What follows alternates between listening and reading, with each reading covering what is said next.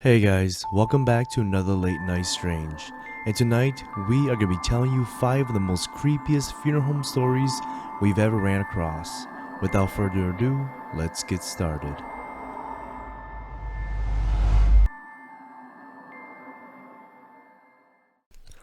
I don't know any morticians, but one of my uncle runs a very interesting business. He runs a business making coffins. Some of these coffins are engraved beautifully and made of great quality wood, from mahogany to yellowwood, saddlewood, and even teakwood. And his warehouse is right next door to his house.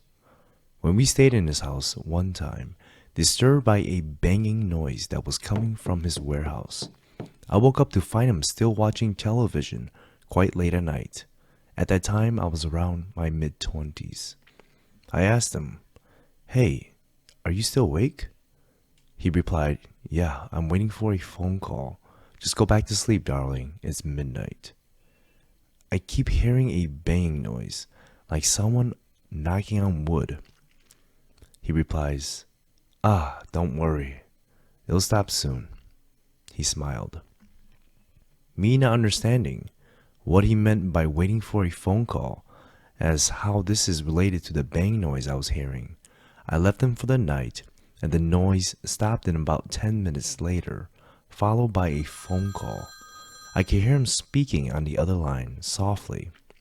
"Yes, yes, I have one tweakwood ready for you tomorrow." Then he hangs up. In the morning, when all of us were sitting down for breakfast, one of his coworkers told him that the tweakwood coffin was ready to be delivered to the funeral home parlor. He nodded, then left. I asked my uncle, "So, what happened last night?" My uncle and my father looked at each other while my mother and my other sister were busy having their breakfast. My dad then replies, "Well, whenever someone dies, the deceased always knocks on the coffin they choose and calls your uncle to let him know which one they want. Usually after knocking and then banging, a phone call will always follow. And this has been happening, to your uncle for the last 20 years. My dad then smiles and proceeds with his breakfast. Till this day, my uncle still runs his coffin making business with his son. There is a funeral home in central Wisconsin that now only allows clients who are in the faith of the Bible to rent out his facilities for funeral home services. Before the change, those who practice shamanism or other religion use his building quite a bit. It was the only funeral home service in that town, and it was common to know where the funeral home service was going to be at when somebody dies. It wasn't until the early 2000s that this change was made, and it made it complicated for those needing this service, as now they will have to travel 30 to 40 minutes to the nearest town for funeral home services. During this announcement, people questioned why the owner had a sudden change in heart, because the owner had known many of these people over the years, and for years everything seemed fine. Many had speculated it might have been the hygiene issue.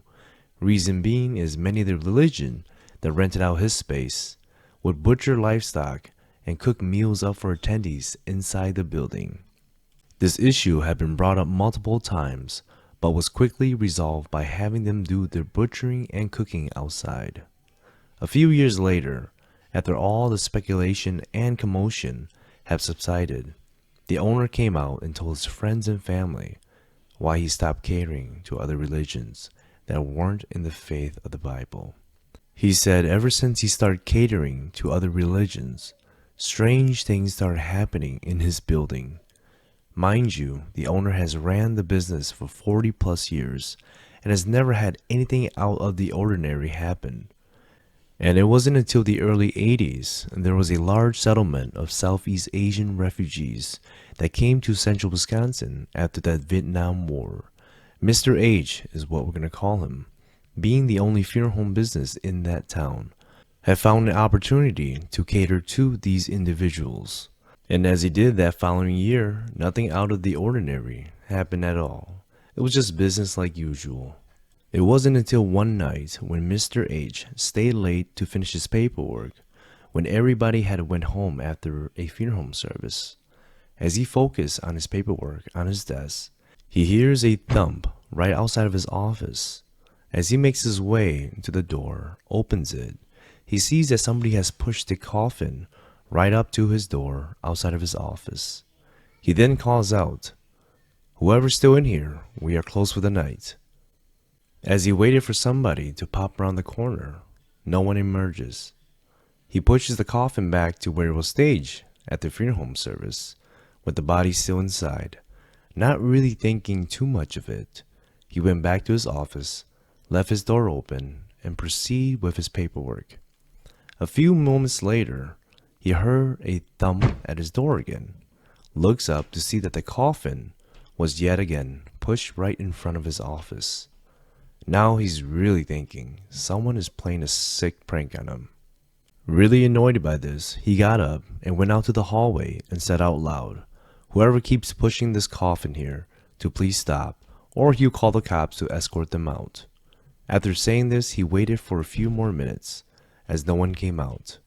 So he decided to push the coffin back to the area where it was staged, and instead of going back to his office, he waited out in the hallway just right outside of his office to see if he could catch whoever that was playing this sick prank on him.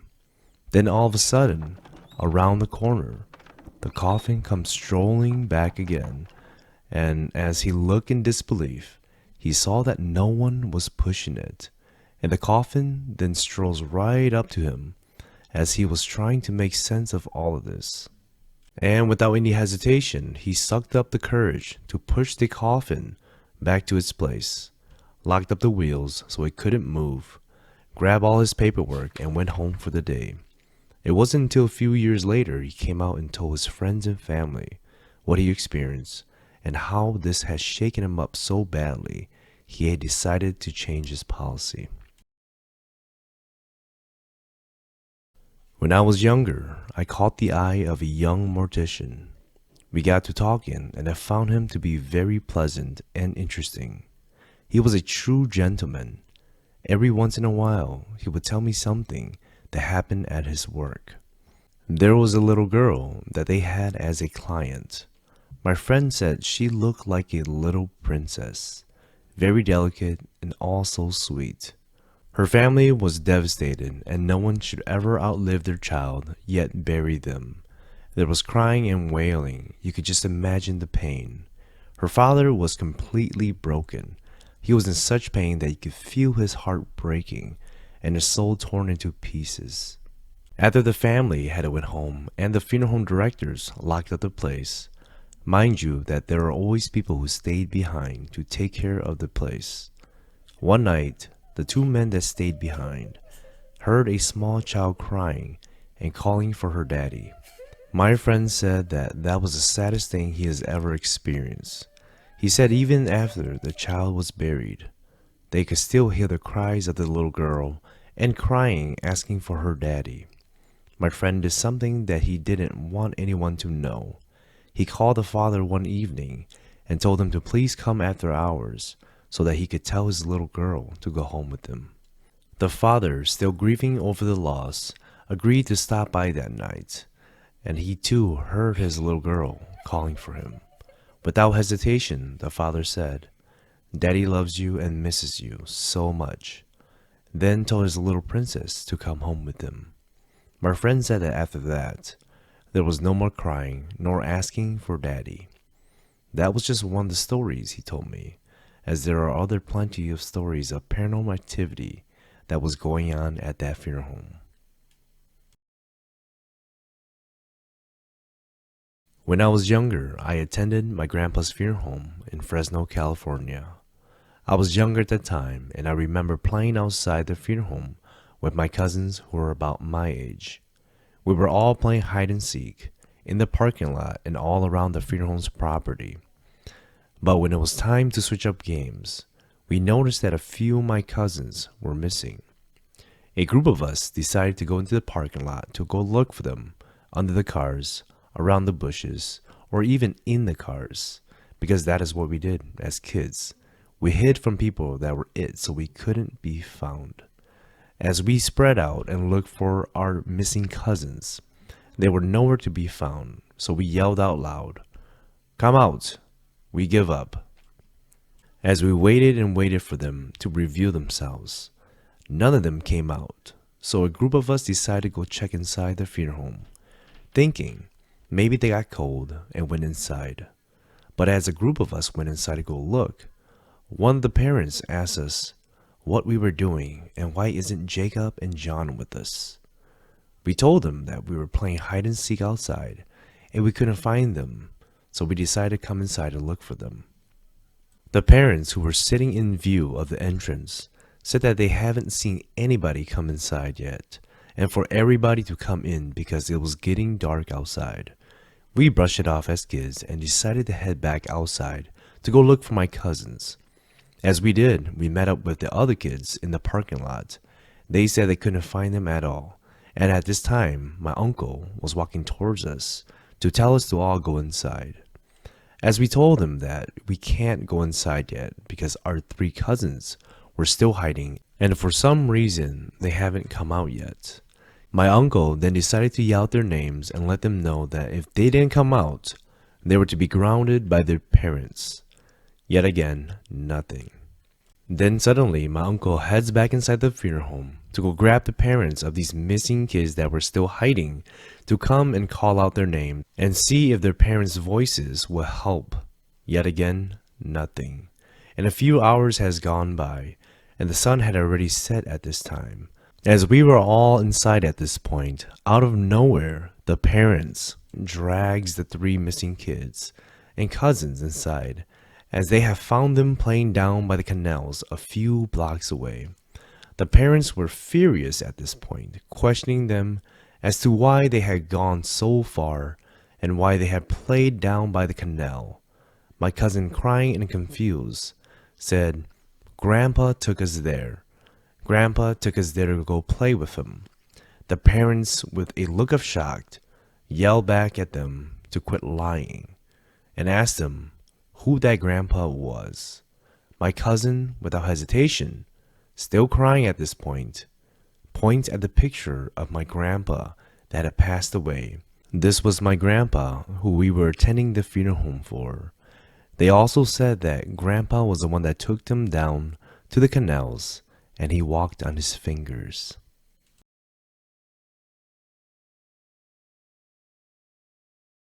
Back in the early 2000s, I got a call from my friend to help him record his aunt's funeral home, as the kids might want to reflect on these videos later on in their life. It wasn't uncommon for people back then to record important memories. Only a few people could afford these camcorders, and those that had them used them to record their travels, weddings, funeral homes, and whatever they felt needed. All the family had to do was provide me a blank VHS tape where I would record it and give to them after the service. A request to record a funeral home wasn't anything out of the ordinary, so I made the trip to St. Paul, Minnesota that Friday night, where I met my friend along with the family of the deceased at the funeral home. And the funeral home didn't start up until Saturday morning, so everybody was there running around setting things up.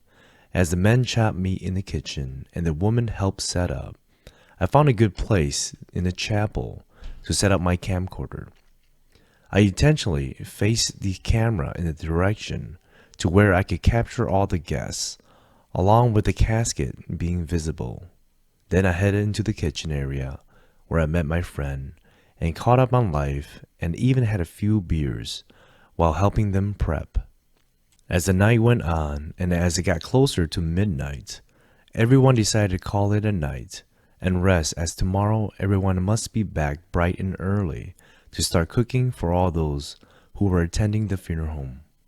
Me, being a bit tipsy from drinking all that beer, decided to drive back to my hotel, which was only a few blocks away from the funeral home, and as I got ready for bed, I somehow had the thought in my head that if I was to wake up late, I wouldn't want my camcorder just to be out in the open for anyone to mess with. So I decided to call back to the funeral home to make sure whoever answered the phone for them to put it in a safe place until I got there in the morning. As the phone rang and rang, which seemed like forever, a woman picks up and I let her know the situation. She then replies she will put it in a safe place and hung up. The next morning, as I got to the funeral home, many of the guests had already arrived, and as I went to grab my camera where the lady said she would put it, as I turned it on, I noticed that the batteries were dead. Strange, I thought, as I just put in new batteries before I got there.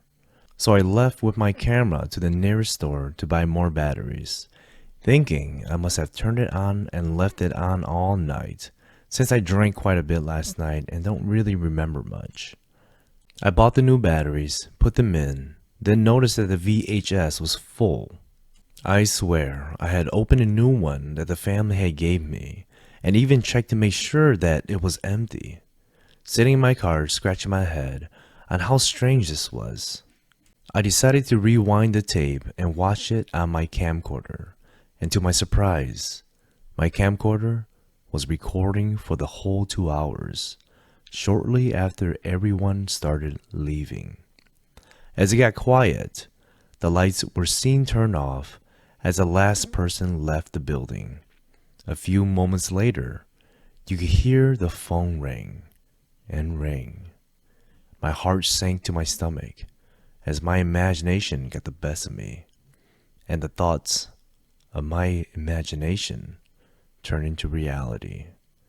As I watched in disbelief and terror, in the video, you can see the top half of the casket slowly opens up, and what appears to be an old lady slowly getting up goes over to the phone and answers it.